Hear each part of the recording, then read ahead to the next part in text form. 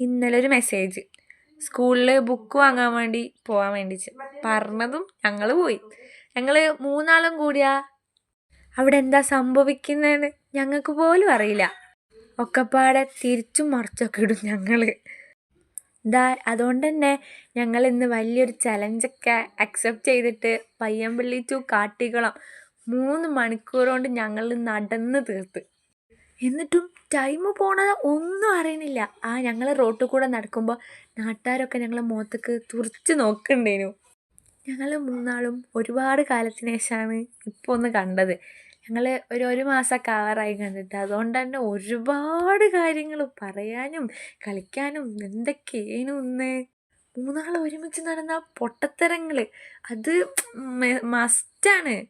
എന്നിട്ടും ഞങ്ങൾ നടന്ന് അങ്ങനെ കാട്ടിക്കുളമൊക്കെ എത്തി. അതിൻ്റെ ഇടയിലുള്ള ഓരോ കോപ്രായത്തരങ്ങളാണ് നിങ്ങളിപ്പോൾ കണ്ടുകൊണ്ടിരിക്കണേ. ഈ വീഡിയോ കണ്ടിട്ട് ആരും തെറി വിളിക്കാൻ വരണ്ട. ഞങ്ങളെ വൈബ് അങ്ങനാണ്. ഒരുപാട് കാലത്തിന് ശേഷം ആയതുകൊണ്ട് തന്നെ ഒരുപാട് പറയാനുണ്ടേനു. എന്നാലും ഞങ്ങൾ അടിയാണ് മെയിൻ. അടി കൂടിയിട്ടും കളിച്ചിട്ടും ലാസ്റ്റ് ഞങ്ങളങ്ങനെ കാട്ടിക്കുളത്തി. എൻ്റെ ബെസ്റ്റ് ഫ്രണ്ടിൽ ഒരാളായ ഷിഫൻ്റെ പ്രകടനമാണ് നിങ്ങളിപ്പോൾ കണ്ടുകൊണ്ടിരിക്കണേ. വലിയ യൂട്യൂബറിൻ്റെ അടിപൊളി വർത്താനൊക്കെ അവൾ പറയണേ. ഇനി ഞങ്ങൾ നടക്കുന്ന പ്രശ്നേ ഇല്ല എന്നൊന്നും പറയില്ല കേട്ടോ. ഞങ്ങൾ ഇനിയും നടക്കും, രസമല്ലേ.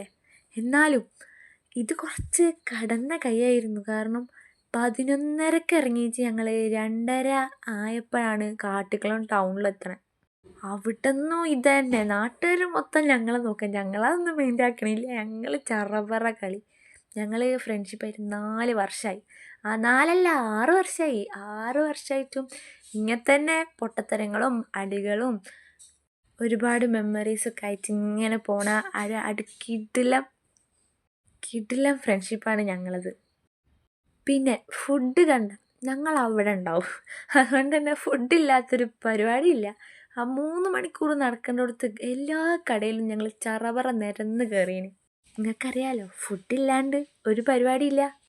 പിന്നെന്താ, അങ്ങനെ സുഖം. നമ്മളങ്ങനെ അടിപൊളിയായി പോയി, അടിച്ചു പൊളിച്ചു, ഫുഡൊക്കെ അടിച്ചു.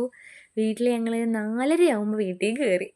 രാവിലെ 8:50 പോയതാണ്. പക്ഷെ കുഴപ്പമില്ല, വല്ലപ്പോഴൊക്കെ ഞങ്ങൾക്ക് ഇങ്ങനെയൊക്കെ ഒന്ന് പുറത്തിറങ്ങാനുള്ളൊരു അവസരം കിട്ടുള്ളൂ. ഇപ്പം നമ്മളത് പരമാവധി മുതലാക്കുകയാണ്.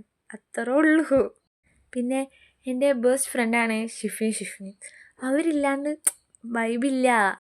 ഇന്നലെ ഒരു മെസ്സേജ് സ്കൂളിൽ ബുക്ക് വാങ്ങാൻ വേണ്ടി പോകാൻ വേണ്ടിച്ച് പറഞ്ഞതും